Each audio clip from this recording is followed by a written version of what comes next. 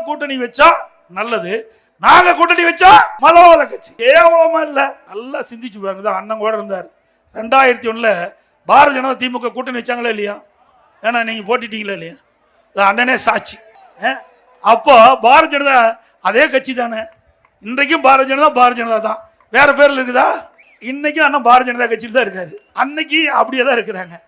ஆனா அவர்களெல்லாம் கூட்டணி வச்சா நல்லது, நாங்க கூட்டணி வச்சா மதவாத கட்சி. கேவலமா இல்ல, இது ஒரு ஜனநாயக நாடுங்க.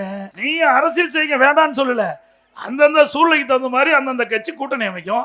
அதுல எதுக்கு போய் தவறான கருத்தை, அவதூறான கருத்தை பரப்பி அரசியல் ஆதாயம் தேட திமுக முயற்சிக்குது? ஒரு காலம் நடக்காது. மக்கள் விழிப்போடு இருக்கிறாங்க.